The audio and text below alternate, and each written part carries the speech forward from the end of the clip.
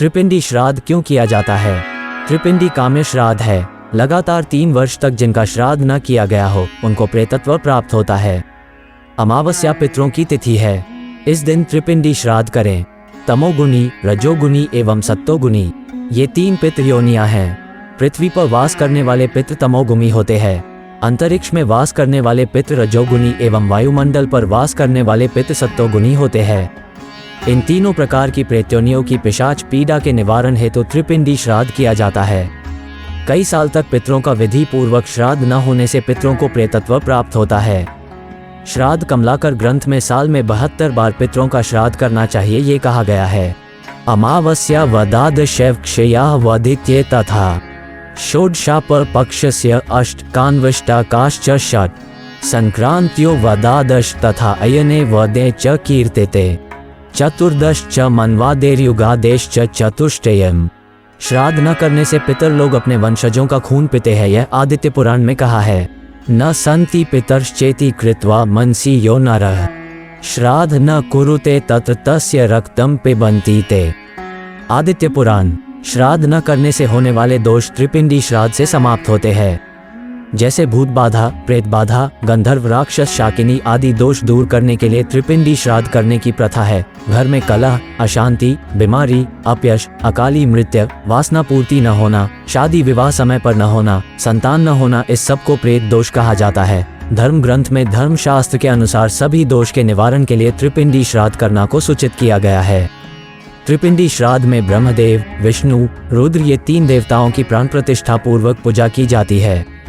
त्रिपिंडी श्राद्ध में सात्विक प्रेत दोष निवारण के लिए ब्रह्म पूजन करते हैं और यव का पिंड दिया जाता है। राजस प्रेत दोष निवारण के लिए विष्णु पूजन करते हैं और चावल का पिंड दिया जाता है।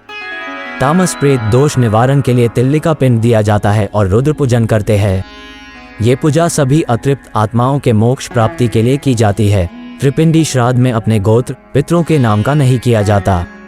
कारण कौन सी पितरों की बाधा है, इसके बारे में शाश्वत ज्ञान नहीं होता। सभी अतृप्त आत्माओं की मोक्ष प्राप्ति के लिए त्रिपिंडी श्राद्ध करने का शास्त्र धर्मग्रंथ में बताया गया है।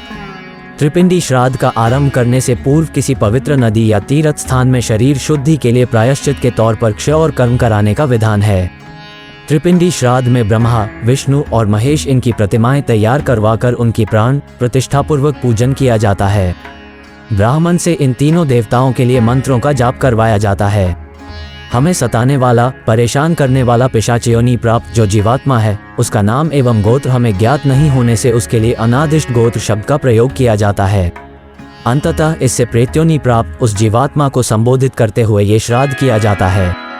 जौ, तिल, चावल के आटे के 3 पिंड तैयार किए जाते हैं।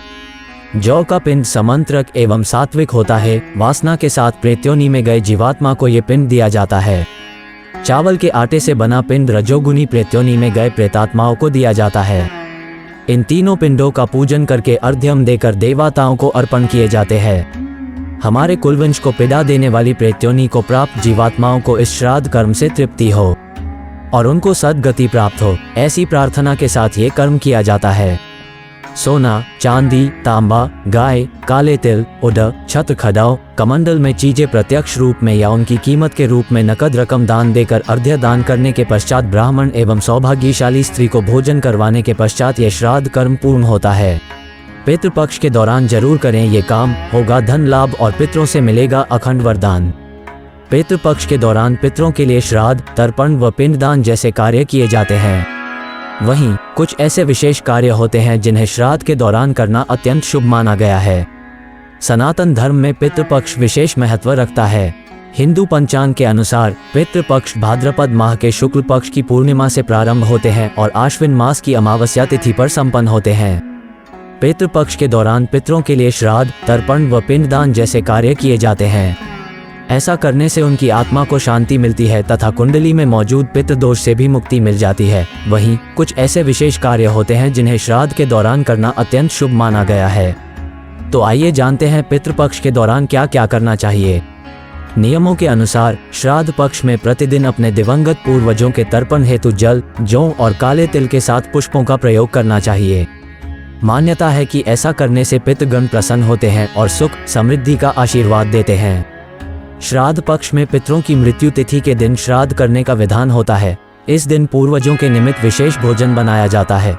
श्राद्ध तिथि के दिन ब्राह्मणों को भी भोजन कराना चाहिए। ऐसा करने से पितृ ऋण से मुक्ति मिलती है। पितरों के नाम से कराएं भागवत कथा। श्राद्ध पक्ष में पितरों के नाम से श्रीमद् भागवत कथा करवाने से विशेष लाभ की प्राप्ति होती है।